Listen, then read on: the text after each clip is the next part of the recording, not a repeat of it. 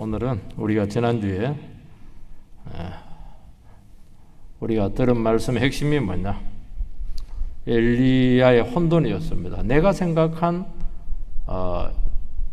이렇게 돼야 된다고 하는 그림이 있었는데 하나님께서는 그 그림이 지금까지는 통했는데 이제는 그 그림을 바꿔야 된다는 겁니다. 지금까지는 엘리야의 사역이 바람이었어요. 그리고 지진이었습니다. 불이었습니다. 굉장했죠. 그런데 거기에 하나님이 안 계셨습니다. 네 번째, 하나님께서 세미한 음성을 허락하셨는데 거기 하나님께서 계셨습니다. 지금까지는 불처럼 바람처럼 지진처럼 큰 역사를 이뤘는데 그것도 기이했죠.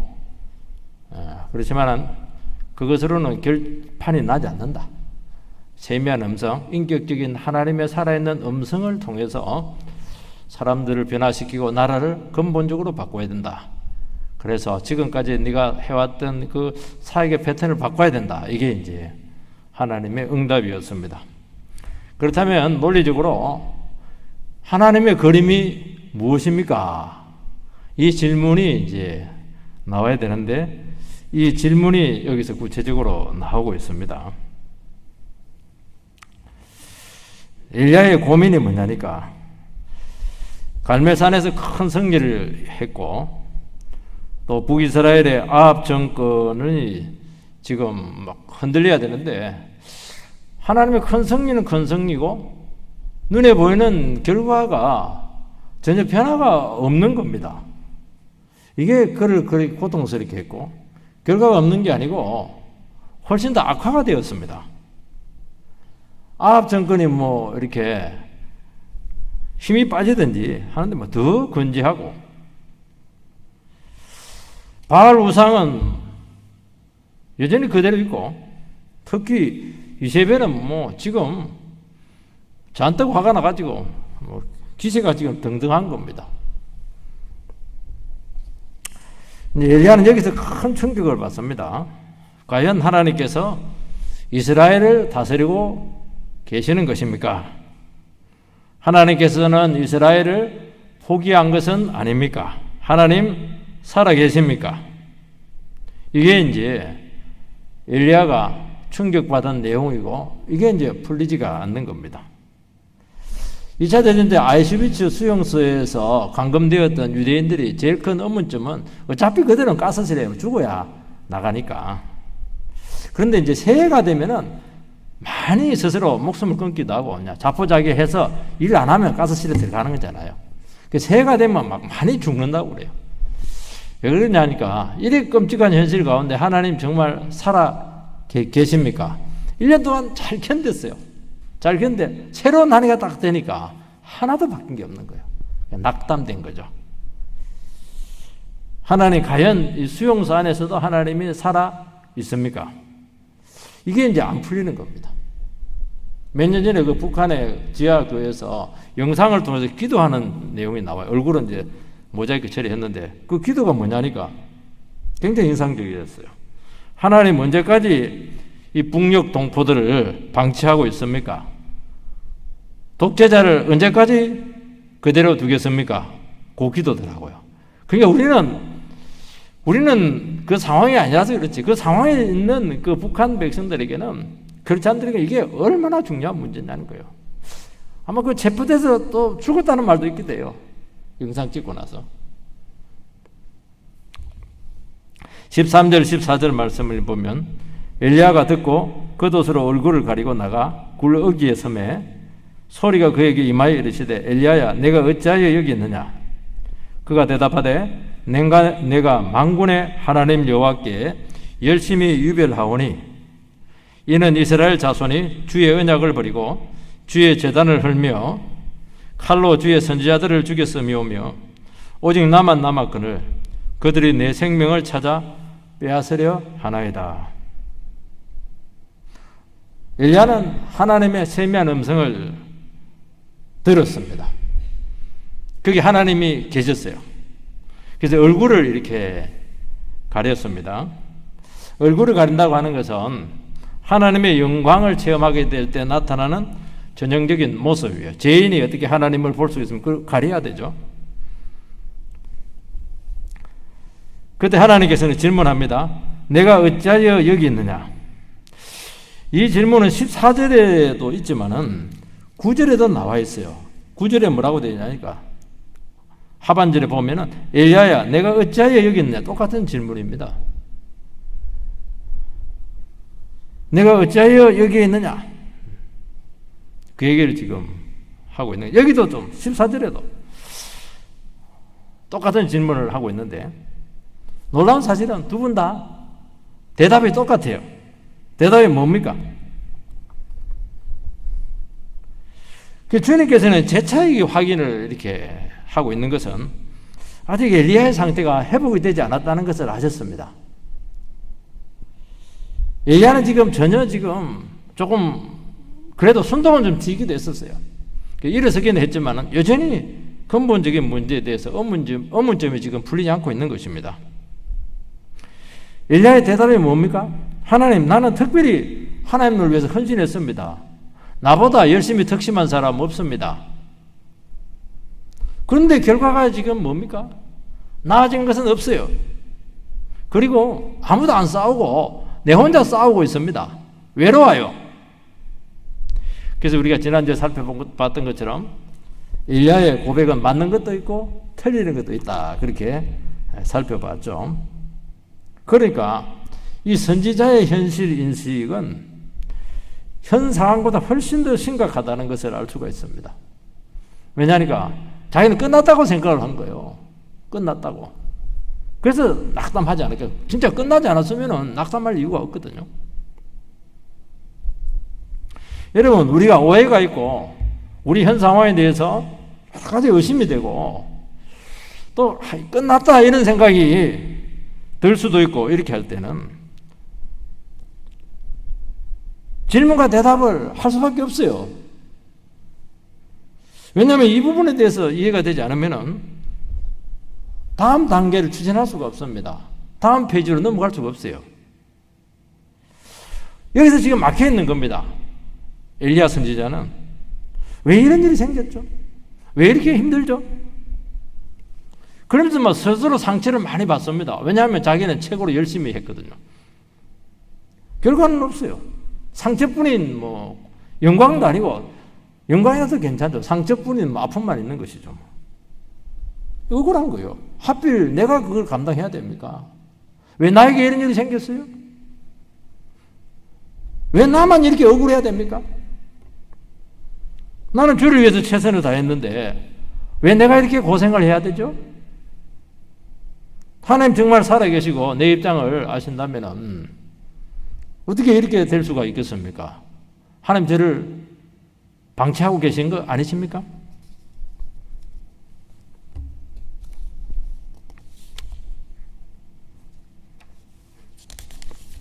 이런 문제라는 거예요. 근데 이제 놀라운 사실은 하나님께서 이런 주의 종, 성도들에게 반드시 찾아오셔서 그 문제를 끄집어내서 다루어 주신다는 것입니다. 그게 참 놀랍다는 거예요. 자기가 아무리 고민해봐야 답은 안 나와요. 자기가 아무리 연구해봐야 사람 붙잡고 얘기해봐야 답이 안 나와요. 하나님께 찾아오셔가지고 이 문제에 대해서 반드시 들추어내서 다루어 주셔야 된다는 것입니다.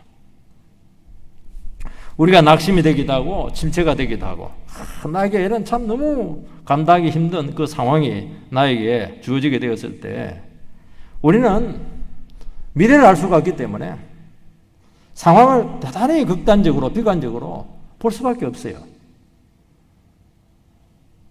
그리고 확인되지 않는 그 진실을 스스로 믿고 결론을 내릴 수밖에 없습니다. 이렇게 될 수밖에 없는 거예요. 그래서 하나님께서는 이럴 때 하나님 말씀으로 찾아오시기도 하고 또 임재도 경험하게 하기도 하고 또 영광을 좀 체험하게 하기도 하고 또 여러 가지 하나님의 손길을 경험함으로써 자기 자신과 상황을 좀 객관적으로 볼 수 있게 해야 된다는 겁니다. 그거는 대단히 중요한 거예요. 그걸로서 문제가 해결되는 것은 전혀 아니에요. 그저 하나님이 함께하고 있다는 것이고 이 문제에 대해서 하나님이 외면하고 있지 않다는 것을 이야기하는 것입니다. 그리고 여전히 풀리지 않는 아주 핵심적인 문제가 남아있는 것입니다. 그 문제가 해결되기까지는 완전치가 않아요. 이 문제에 대해서는 그때부터는 어떻게 해야 됩니까? 하나님하고 직접 맞상대를 해야 돼요. 그러면 호전되기 시작합니다. 10절의 대답하고 14절의 대답이 똑같아요. 내만 열심히 했는데 막 결과가 엉망이다고 막 내 혼자 싸우고 있다고 말이지. 이제 이게 똑같은 말이에요. 이스라엘 백성들이 전부 다 바알 우상 다 제단 섬기고 이렇게 한다고 말이에요. 결과가 이게 뭡니까 하나님? 10절이나 14절이나 대답이 똑같아요. 여전히 지금 어문이 풀리지 않았어요. 그런데 달라요. 9절하고 10절하고 14절은 달라요. 강도가 차이가 나요. 앞에서는 막 굉장히 강도가 심한데 밑에서는 조금 수그러들었어요. 그 말은 뭐냐니까 하나님과의 그 대화를 통해서 만남을 통해서 또 예배를 드림으로써 뭔가 약간의 믿음이 생긴 것입니다. 하나님의 뜻과 계획에 대한 뭔가 있을 것 같다. 내가 알지 못하는 뭔가 하나님의 뜻이 새로운 그림이 있을 것이다. 그리고 이 상황도 하나님께서 나에게 허락하셨다. 이 생각이 오는 겁니다. 이거는 대단히 중요한 거예요. 똑같이 의문이라고 하는 것은 답이 나와야 풀리는 것이고 문제가 해결이 되어야 끝나는 것이기 때문에 여전히 가지고 있지만은 그래도 믿음이 생겼잖아요. 믿음이 생겼잖아요. 이게 대단히 중요한 거예요. 엘리야는 자기가 생각하는 하나님을 위한 뜻이 있었어요. 이렇게 돼야 되죠. 그러니까 얼마나 열심히 일을 했겠습니까? 결과가 나오도록 하기 위해서 자기가 동기를 부여했던 것이거든요. 근데 되어지는 상황은 너무나 어긋났습니다. 달랐어요. 그러니까 이것은 충격이죠. 그래서 이 문제를 가지고 하나님 앞에 나가서 막 침체된 것은 하나님 앞에 실제로 얘기하면 땡깡 부리는 겁니다. 하나님 이게 뭡니까? 죽여주세요. 사표 쓰겠습니다. 이게 이제 하나님 앞에서 막 대되는 것이고 땡깡 부리는 것인데 하나님 막 계속 기다리면서 상대를 해주는데 하나님은 뭐냐? 자꾸 다른 그림을 자꾸 보여줘요. 난 네가 그리고 있는 그림이 있지? 그 그림이 지금까지는 맞았을지 모르겠지만 아니야, 나는 네보다 또 다른 큰 그림을 가지고 너를 이끌고 있는 거야. 이게 하나님의 답입니다.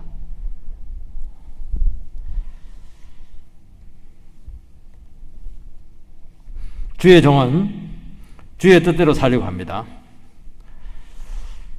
주의 뜻대로 산다고 하는 것은 주의 뜻이 이루어져야 된다는 거예요. 그런데 그리 안 될 때 힘들어지는 것입니다. 그 뜻대로 안 되면 모든 것이 끝난 거예요. 모든 것이 지금 무너질 것 같습니다. 아니 시작이라도 안 했으면 괜찮은데 시작하는 바람에 물러설 수도 없고 말이죠. 이게 물릴 수도 없고 말이지. 갈 때까지 가긴 가야 될 텐데 도대체 이게 뭡니까 하나님 이거. 여기서 끝. 죽으면 끝나니까 여기서 끝 이렇게 하는 겁니다. 앞으로 갈 수도 없고 빠질 수도 없고 말이죠. 참 곤란한 게 이게. 내가 끝나면 하나님도 끝내겠지. 그렇게 그런 생각이 찾아오는 것이죠. 왜냐하면 대책이 없으니까요. 근데 늘 얘기했잖아요. 나의 끝은 하나님의 새로운 시작이라고. 아니 그럼 그전에는 하나님께 일을 안 했으면 일했죠. 그런데 내 그림이 있어가지고 절대로 안 바꿔요. 내가 끝나야, 내 그림이 끝나야 너는 여기까지야. 네가 할 수 있는 것은 한계점은 여기야. 뭐 뒤집어지든지 침체 안 되고 뭐 이러면 좋지만 누가 그렇게 해요. 내 그림이 끝난 것은 인생이 끝난 것인데요. 그래 끝나야, 내가 끝나야 새로운 계획을 보여주어도 배척하잖아요. 그전에는요, 아무리 무슨 말 해도 안 듣습니다. 안 받아들여요. 그래서 성도님들께서 낙심하시는 이유는 하나님의 그림을 모르거나 오해하거나 앞서기 때문입니다. 우리는 여러 가지 의문들을 이 세상 살아가면서 가지고 있어요. 왜 교회를 저렇게 괴롭히고 저렇게 성도들을 괴롭히는 악한 자를 하나님께서 왜 가만히 두십니까? 곤란한 질문이잖아요, 이거는. 악한 자가 망해야 되는데 득세하는 겁니다. 기세가 막 등등해요. 이세벨 저거 그냥 길 가다가 벼락 맞아 죽어야 되는데 뭐 그냥 왜 이세벨을 가만히 두십니까? 그리고 뭐 더 때깔 좋게 오래 사는 겁니다. 나는 막 병들어서 비실거리고 말이죠. 저 악질적인 상사 좀 처리해달라고 막 얼마나 오랫동안 기도했습니까? 저 인간 안 나가면 내가 나가겠다고 협박식 기도도 많이 했어요. 근데 그 상관이 성길 때 성기를 해요. 나는 밀려나버려요. 세상에 이런 꼴이 어디 있어요? 하나님께서는 이런 과정을 통해서 더 큰 하나님의 뜻을 배우게 하신다는 것입니다. 네 생각대로 되면 참 좋겠지. 아니라는 거예요. 하나님은 더 놀라운 새로운 계획을 가지고 있다는 것입니다. 내 뜻대로 쭉쭉쭉 나가버리면은 절대로 하나님 계획이 눈에 들어오잖아요. 그래서 내 계획이 막히고 생각지도 못한 변수에 의해서 뒤틀어지기도 하고 다 됐는데 그냥 막판에 그냥 뒤집어지고 이렇게 할 때 하나님 살아계십니까? 그렇게 할 게 아니고 하나님 또 새로운 다른 그림이 있구나. 나에 대한 다른 그림이 있구나. 우리 가정에 대한 다른 계획이 있구나.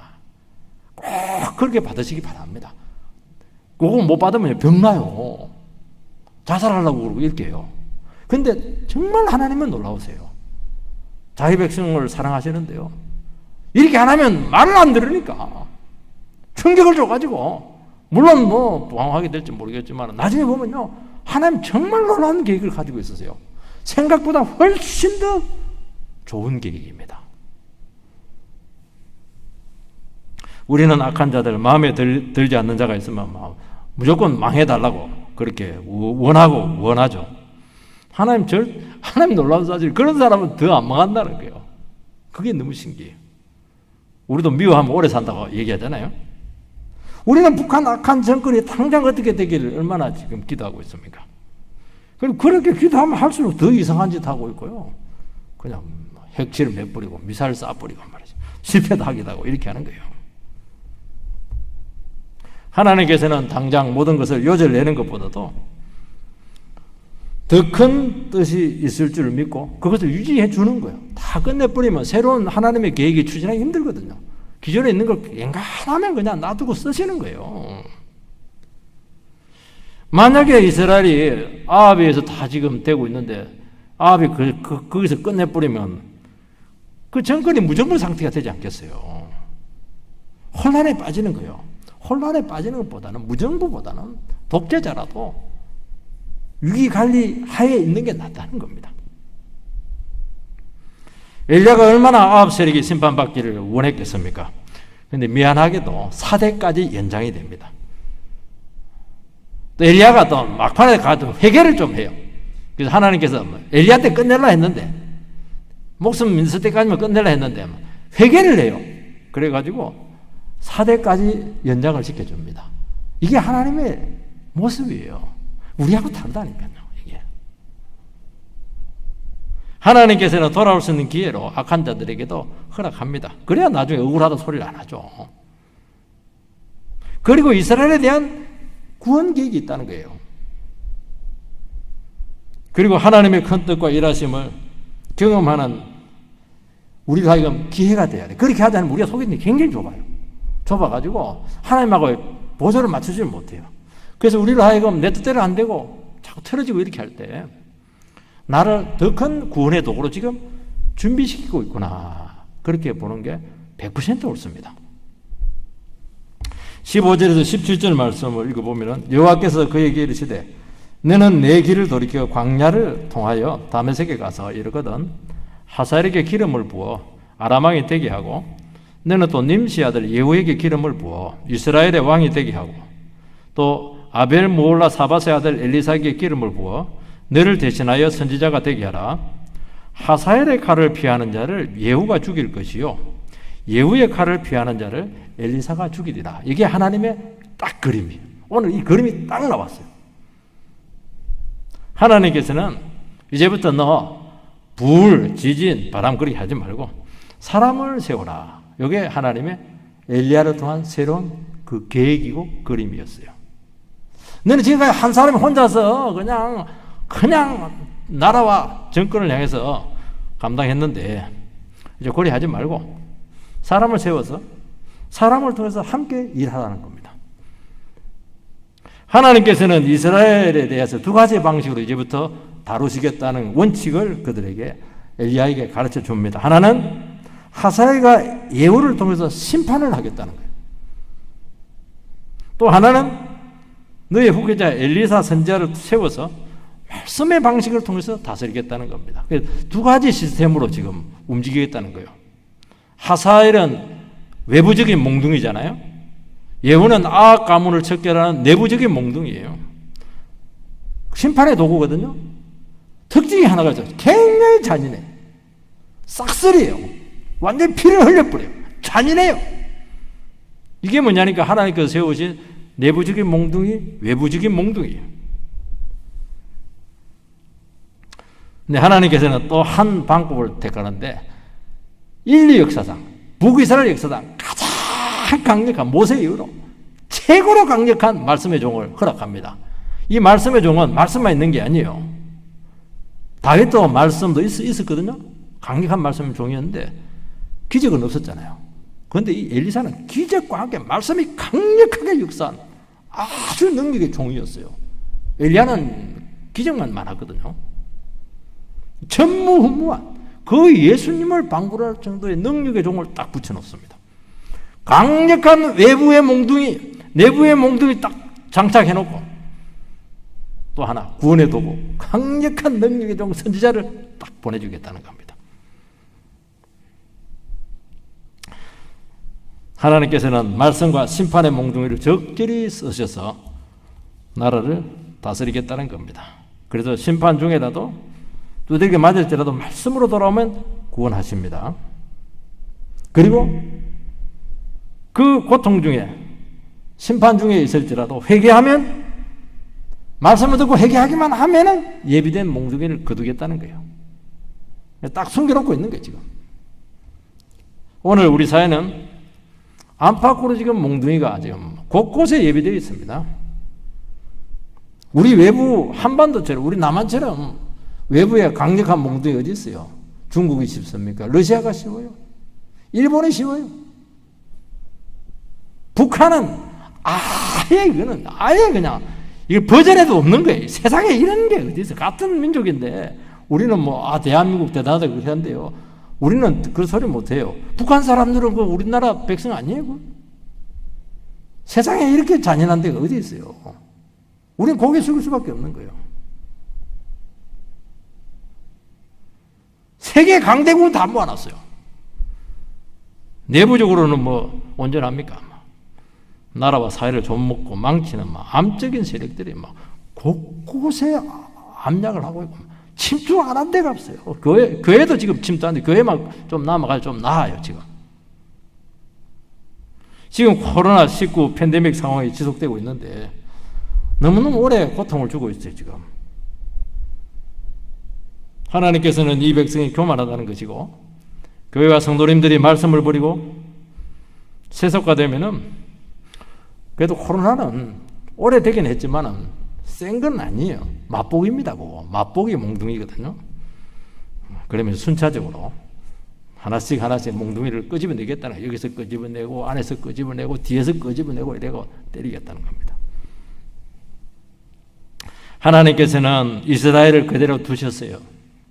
악악 가문을 그대로 두셨습니다. 기회를 주신 것입니다. 하나님은 당장 끝내는 그런 분이 절대로 아니세요, 여러분들. 그걸 꼭 기억을 해야 돼요. 우리는 미운 사람 당장 끝내고 싶은데 절대로 그렇게 하지 마세요. 하나님이 끝내야죠. 무슨 일이 있을지 알게 뭐예요. 하나님께서 역사하시면 다 될 수 있는 것인데. 하나님은 은혜롭고 죄인이 망하는 것 절대로 원하지 않습니다. 자비로우세요.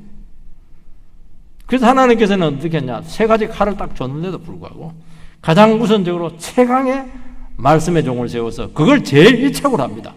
1착으로. 우리는 그냥 예후 세우고 하사엘 세워서 하고 싶은데 아니에요. 한참 뒤에 나타나요. 여러분, 말씀의 종이 함께하지 않으면 하나님께서는 이스라엘이 그 몽둥이 찜질을 견디지 못한다는 것을 아셨습니다. 엘리사가 나중에 하사엘과 예후에게 기름을 붓습니다. 하나님께서 엘리야에게 분명히 하사엘에게 기름을 부어라. 그 다음에 예후에게 기름을 부어라. 그리고 엘리사에게 기름을 부어라 했는데 엘리야는 하사엘하고 예후에게 기름을 붓지 않아요. 딱 하나만 합니다. 엘리사만 후계자로 딱 세워요.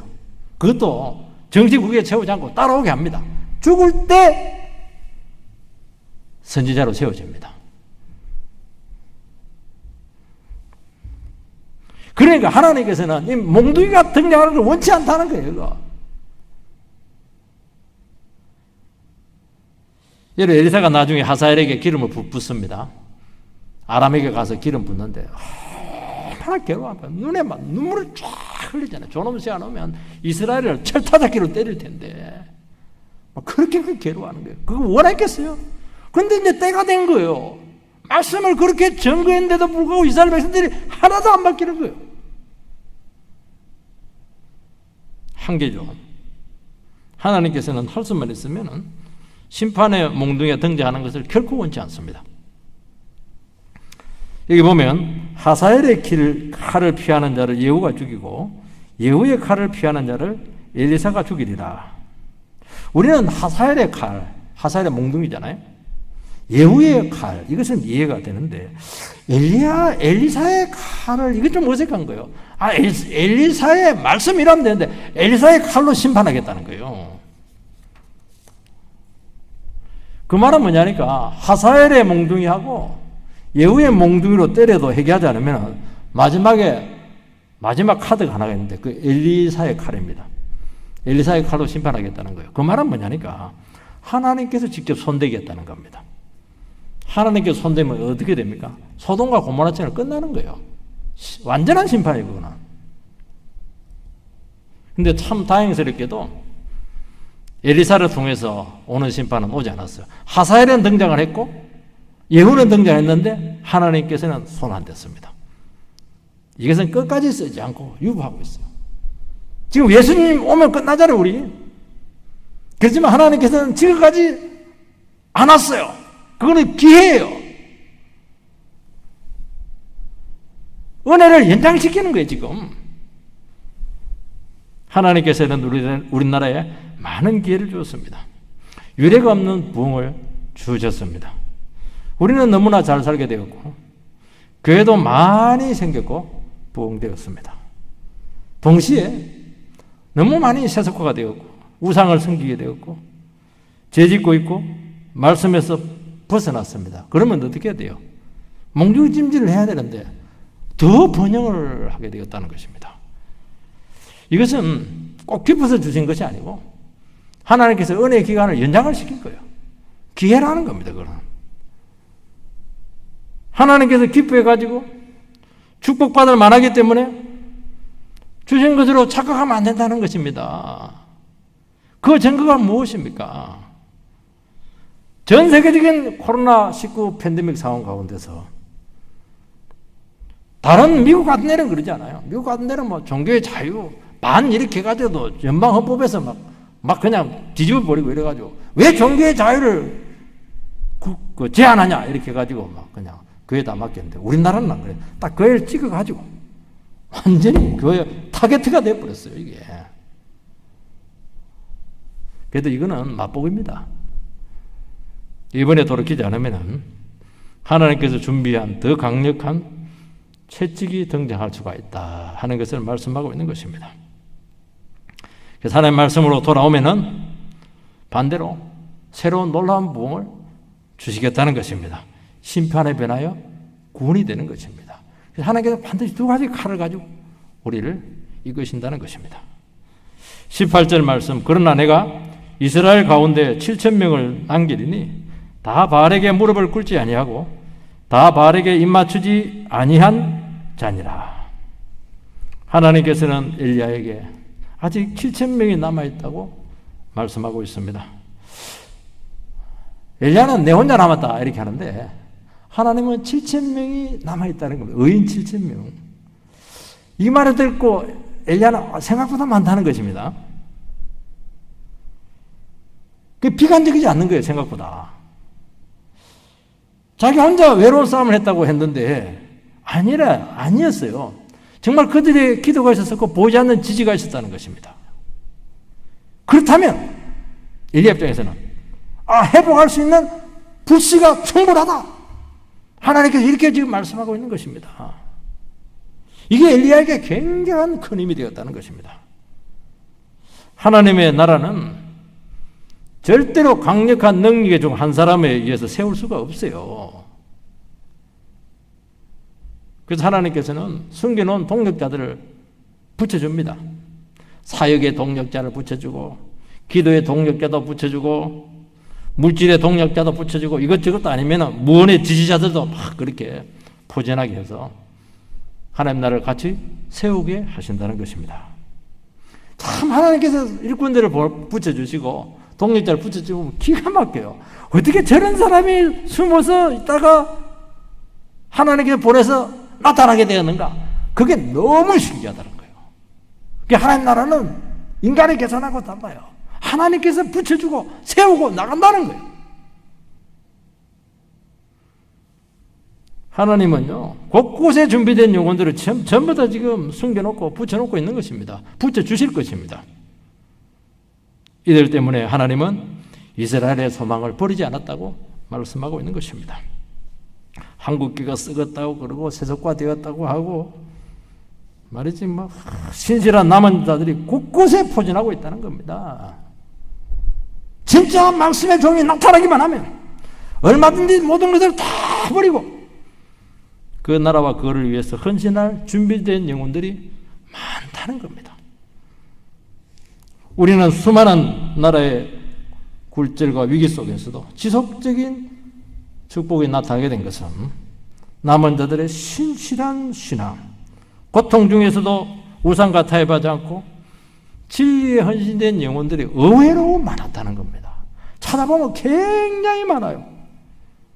하나님 어떻게 포기할 수가 있겠습니까? 하나님께서는 소돔과 고모라 의인 10명이 없어서 심판했는데 의인 10명만 있으면 되잖아요. 훨씬 많다니까요. 7,000명, 7,000명. 엘리사를 제일 먼저 부르고 있습니다. 여러분, 소명은 하나님의 부르심입니다. 하나님께서 부르시고 맡기시고 돕고 인도하겠다는 거예요. 왜냐하니까 하나님 나라 일은 인간의 힘으로 감당할 수가 없고 또 걸어갈 수도 없어요. 그래서 부르신다고 하는 것은 부르신 자가 그 부른 자를 전적으로 다 책임을 지겠다는 것입니다. 그걸 못 믿으면 절대로 주의 사명 감당할 수가 없어요. 그러니까 부름받은 종은 다른 거 생각하면 안 돼요. 주님만 의지하고 끝까지 죽기를 가고 충성해야 되는 겁니다. 이 관계가 성립이 되는 겁니다. 그래서 부르는 거예요. 자기가 하는 게 아니에요. 세상 일은 자기가 하면 되거든요. 하나님 나라는 자기가 하는 게 아니에요. 불러야 돼요. 나를 찍어 불러야 돼요. 부른다고 하는 것은 100% 책임지겠다는 거예요. 나는 뭐 능력도 없는데요. 네 능력으로 하냐? 내가 능력 주고 있다는 거예요. 난 설교도 못하는데요. 네 말주변을 하냐? 내가 말씀 주면 된다는 거예요. 나는 기도에 능력이 없는데요. 네 입으로 기도하냐? 내가 응답 주면 되는 거 아니냐는 거예요. 엘리야는 겉옷을 걷어 던집니다. 겉옷은 성직에 대한 헌신 의식이죠. 목사 가운의 임과 똑같아요. 그 순간 구별된 사명자가 되는 거예요. 그러면 자기 삶 없어져야 되고 세상 계획 다 버려야 되고 내가 하고 싶은 일 절대로 못합니다. 내가 가고 싶은 곳 절대로 못 가는 거예요. 그 시키는 일만 하는 겁니다. 엘리사가 밭을 갈고 있을 때 불렀어요. 길 가다가 밭을 갈고 있었는데 우연이 아니고 찾아간 겁니다. 섭리죠. 하면서 섭리. 참 예수님이 제자들을 부를 때도 그렇고요. 제자들 부를 때 보면 고기 잡고 있을 때, 세리마태는 세관원에서 막 그냥 세금 계산하고 있을 때, 전부 다 열심히 일할 때 부르세요. 이것도 저는 의미가 있다고 저는 생각을 합니다. 막 술 먹고 있고 말이지. 막 그냥 뒷짐지고 장기 뜨고 있고 이렇게 할 때 부른 게 아니고 열심히 자기 일에 헌신하고 성실하게 일하는 그 사람들을 부르세요. 하나님 나라 원리가 좀 비슷한 것 같아요. 하나님 나라에 얼마나 3D보다 더 못할 때가 많잖아요. 허드렛 일 얼마나 많거든요. 하나님 부르면 묻지 말고 다 해야 돼요. 성실해야 돼요. 하나님께 부른 종들이 게을러 갖고 되겠어요. 게으르죠. 실력 없죠. 그걸 누가 쓰겠어요, 하나님이. 하나님 종은 성실해야 돼요. 그리고 실력을 쌓아야 돼요. 두 개 다 없으면 한 개라도 있어야 돼요. 12개의 정기질을 하는 것은 부자라는 뜻입니다. 그러니까 12개니까 곱하기 하면 24마리를 가지고 정기질을 해요. 엘리사는 옷을 딱 던졌을 때 금방 알았어요. 엘리야도 알고 있었던 것 같고 이 옷의 의미도 알고 있었다는 걸 이야기하는 거예요. 즉각 반응을 해요. 그러니까 엘리사는 하나님 나라에 대한 관심이 굉장히 많았다는 겁니다. 이게 준비된 사람이에요. 엄청난 대가와 고난이 기다리고 있다는 것을, 또 책임이 필요하다는 것을 알고 응답을 하는 겁니다. 하나님 부르시면 이렇다는 거예요. 생각 아무것도 없는데 부르고 그런 거 없어요. 그러니까 엘리사는 하나님께서 많이 준비시켰다는 것을 알 수가 있어요. 가장 어둡고 혼란스러울 때 어떻게 가벼이 따라갈 수가 있겠습니까? 딱 던졌는데 바로 따라와 버렸어요. 이게 제자입니다. 던졌는데 안 와. 그 사람 제자 아니에요. 제자는 따라오는 거예요.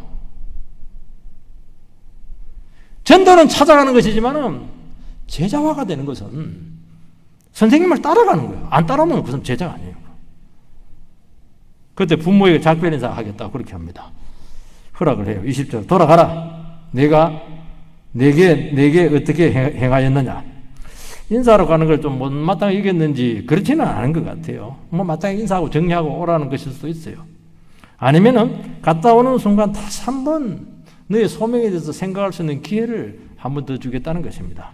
왜냐하면 이거 억지로 못 가요. 원해야 되는 겁니다. 엘리사는 어떻게 합니까? 인사하고 소를 다 잡아버립니다. 감사제를 드리고 쟁기들, 소의 기구들을 전부 다 불사르고 고기는 구워서 다 나누어주고 엘리사를 따르는 겁니다. 과거와의 단절이죠. 다시는 돌아오지 않겠다는 겁니다. 한번 주님께 붙들리면 못 돌아가요. 배수진을 치고 하는 겁니다. 오늘 우리 시간 각자에게 주어진 부르심이 있을 것으로 생각이 됩니다. 너무나 귀한 부르심인 줄 믿고 후회하지 마세요. 하나님의 부르심에는 후회하심이 없느니라. 우리는 후회를 많이 하거든요. 하나님은 절대로 후회하지 않아요. 너무 귀하게 보고 있는 것입니다. 한 번 바라보고 끝까지 충성된 종들이 되시기를 주의 이름으로 축원드립니다.